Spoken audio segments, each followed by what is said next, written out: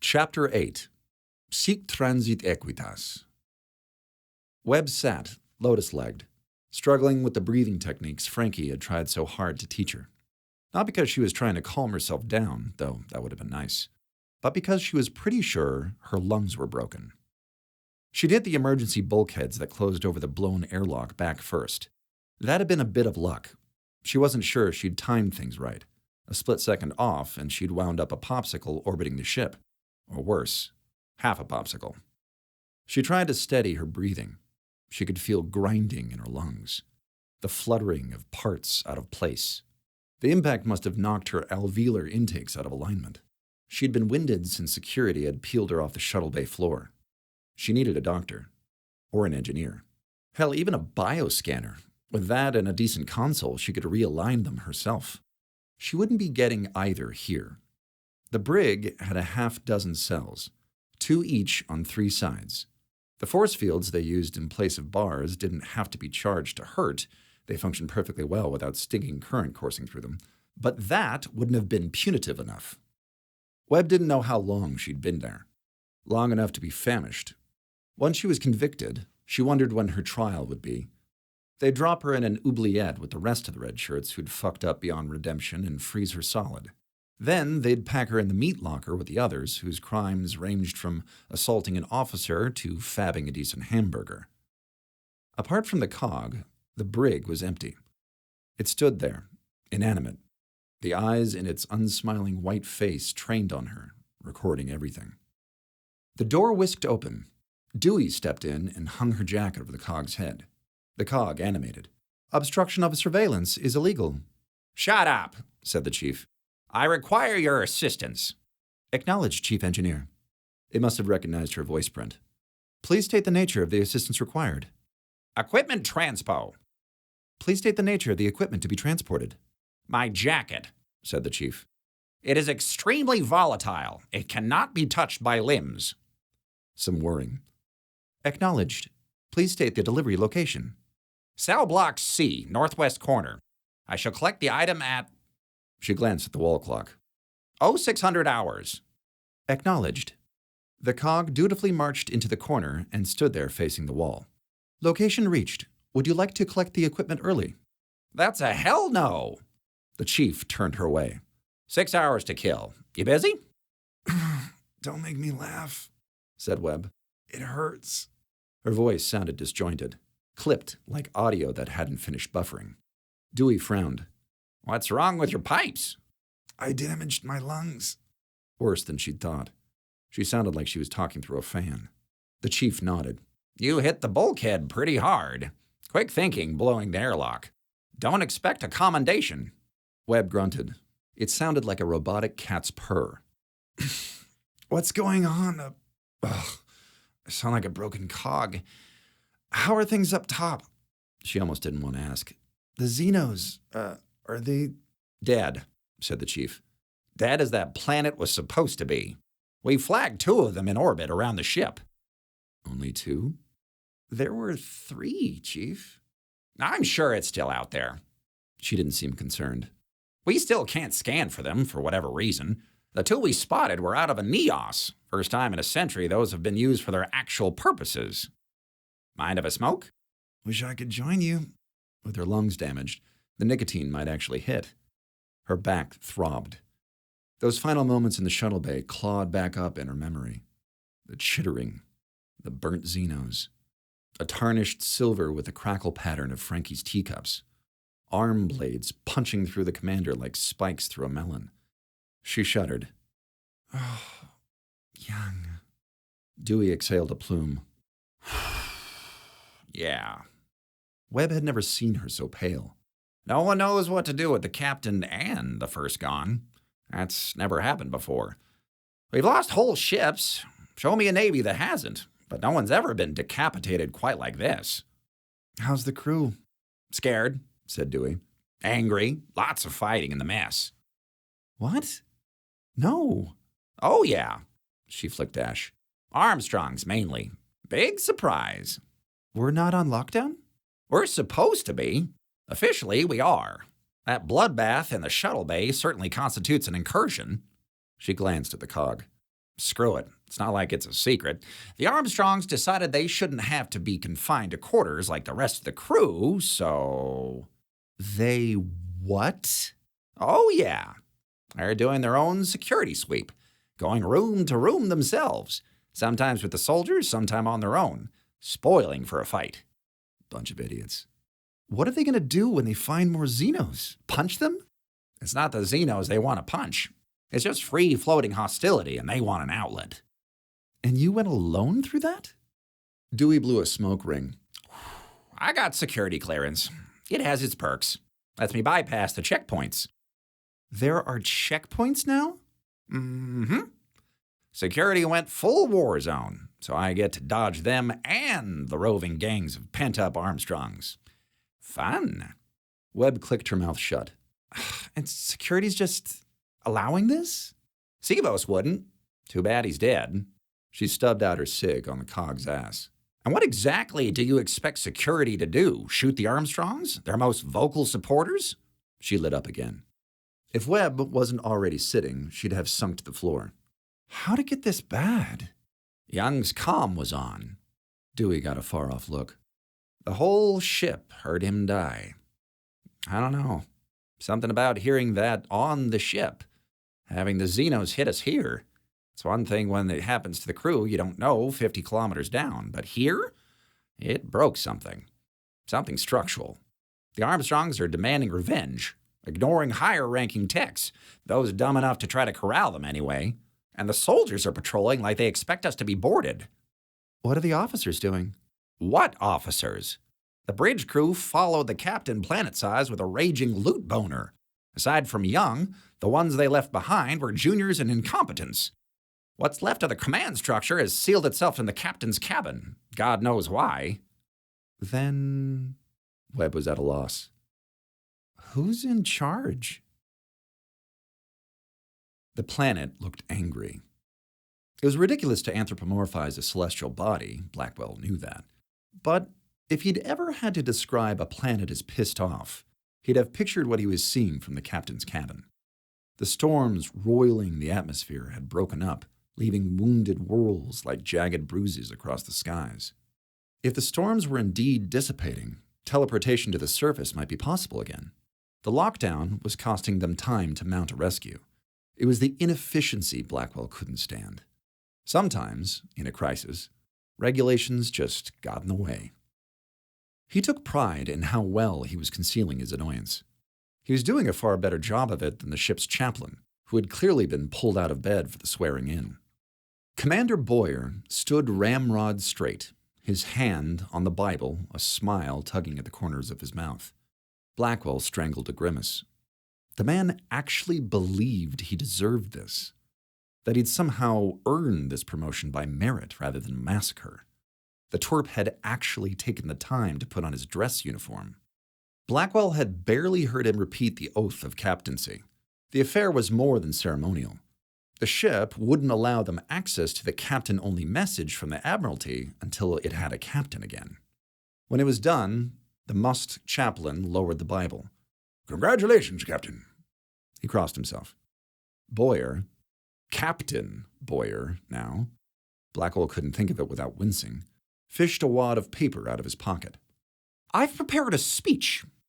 "Sir," Blackwell exchanged a glance with the chaplain. "There isn't the time."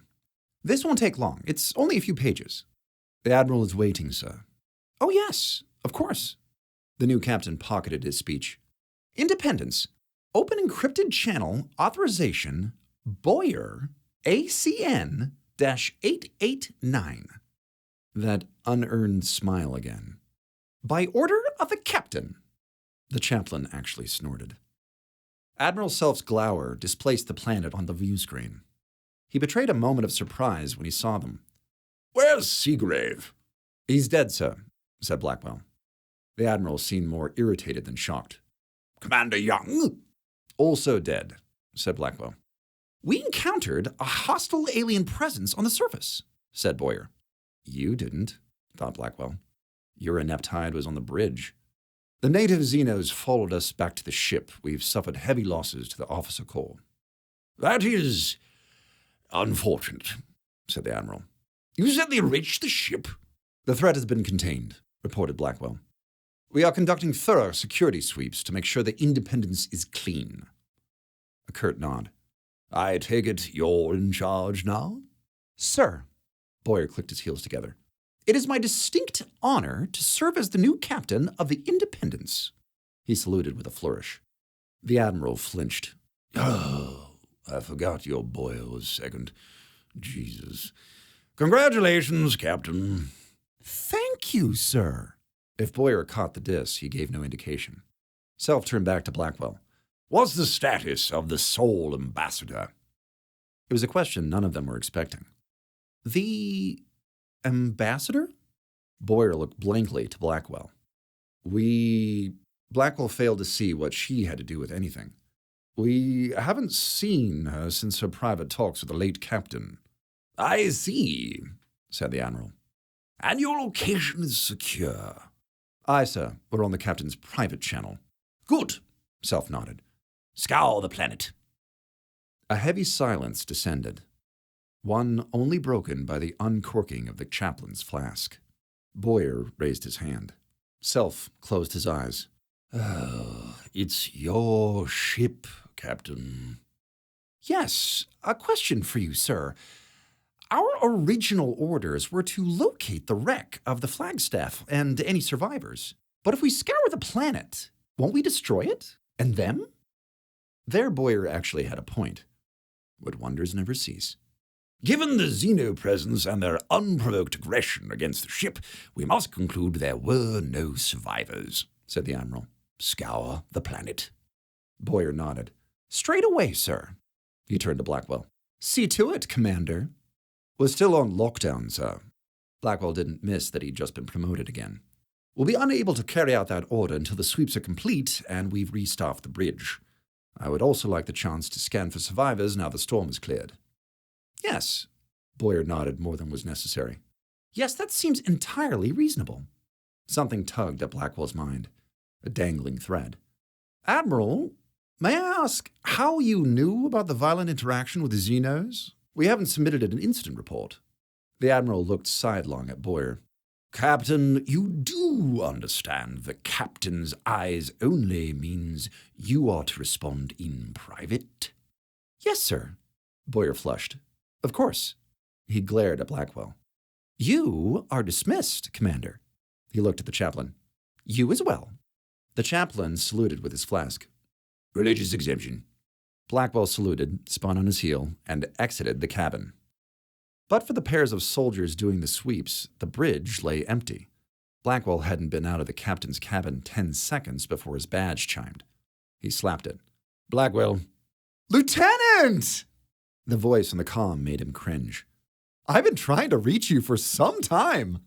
What is it, Mr. Phillips? He'd almost said freakbomb out loud. I've been in a meeting with the captain.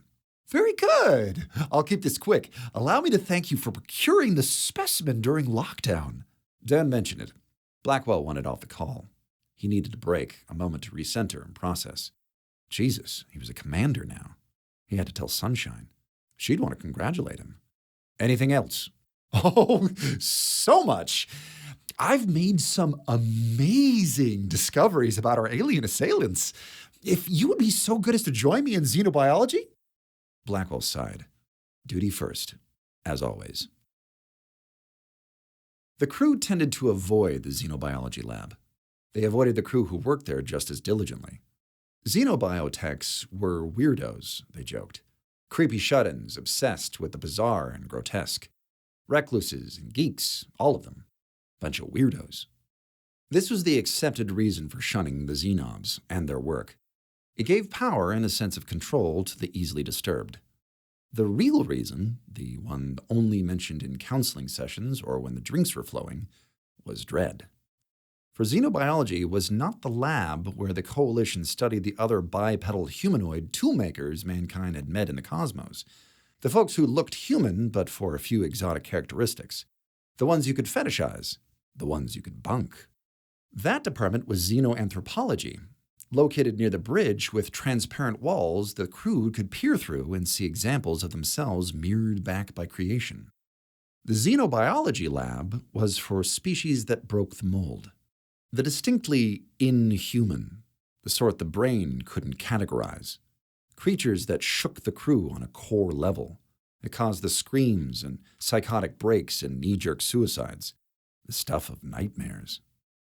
Xenobiology was nowhere near the bridge. It lay tucked away in the sternum of the ship, its walls thick and opaque, its entrance well away from the main corridors.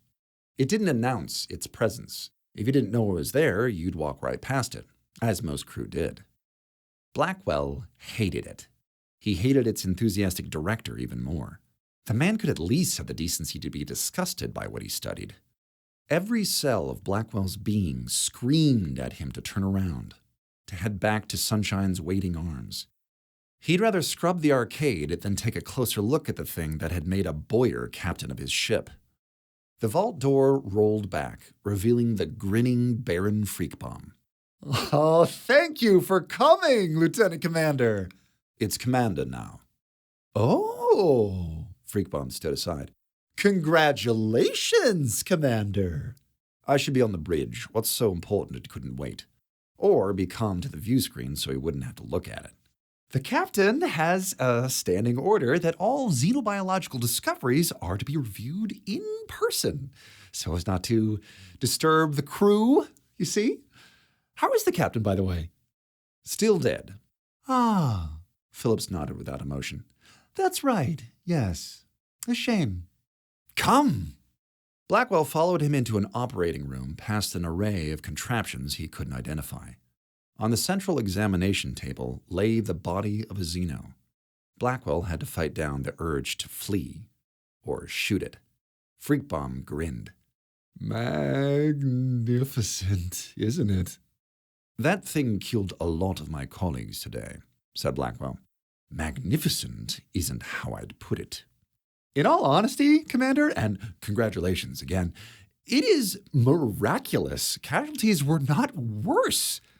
A single specimen such as this and its natural blast armor and formidable weaponry could have wiped out an entire platoon. And on the planet, considering you were outnumbered? He shook his head in inappropriate wonder. One is almost tempted to thank God you made it back. The Xeno's wedge of a head lay separate from its body.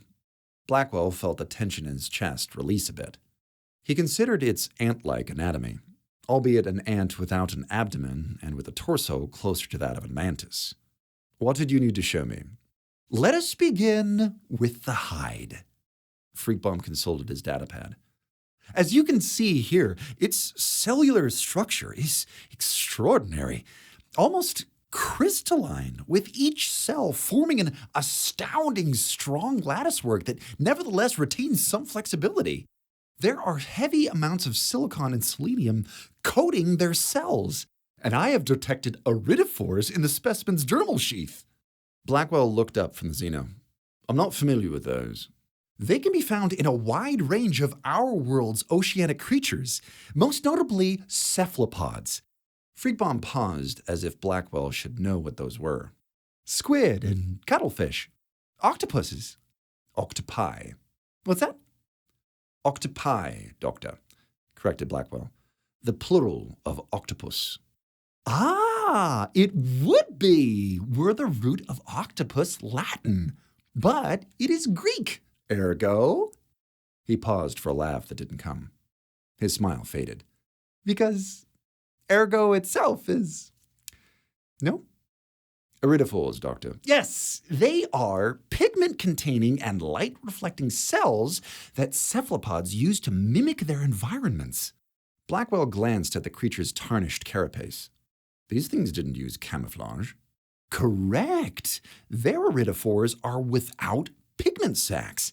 Theirs are entirely for reflecting light, and hypothetically, weapons composed of light. Blackwell considered the hide anew. Even burnt Atani silver, it still shone in spots like chrome. That's why our weapons didn't work? Why the beams reflected off them, yes.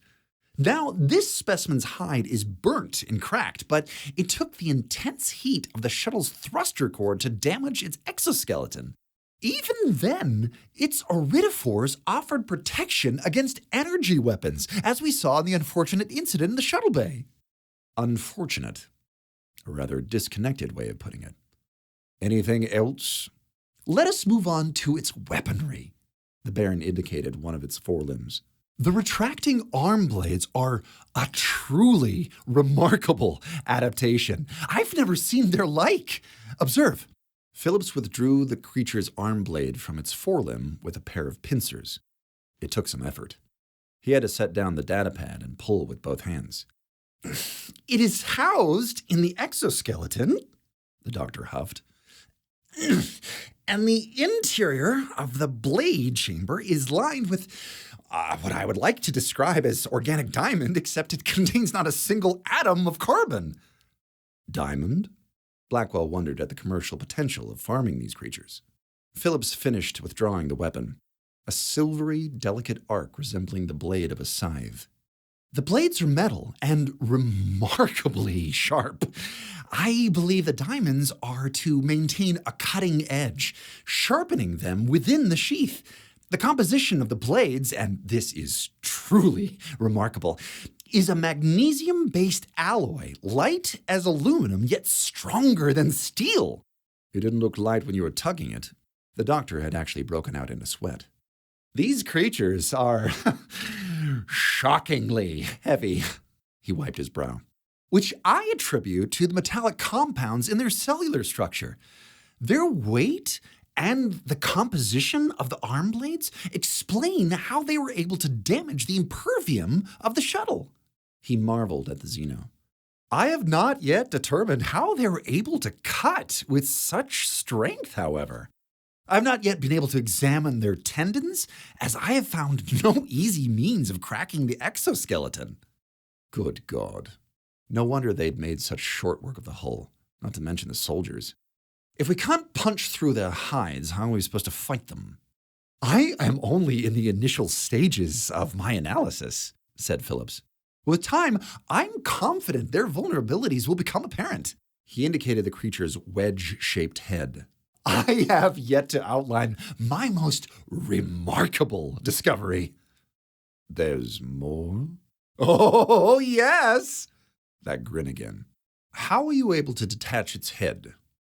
No spoilers, said Freakbomb. As you can see, the creature has eye clusters on either side of its head. Blackwell nodded. He'd seen as much on the surface. The creature's silver eyes had gone black when the flare had gone up. They were a dull pearl now. Why do their eyes change color? I haven't examined them yet. He pointed to the top of the creature's head. Take a look. Blackwell spotted a tiny incision in the bulb atop its wedge-shaped head. A slim cable ran from the incision into the table past another pair of cables attached to the back of the Xeno's skull. You put these in? Oh, yes. What kind of cable are these? An optical one, so we can see what was inside. The others are to carry current to a sensory cortex I have yet to identify. This was precisely the sort of shit that made the Xenob so creepy. What madness is this, Doctor? The doctor grinned again. Within the bulb of the creature's head is some sort of resonance chamber filled with metallic dust.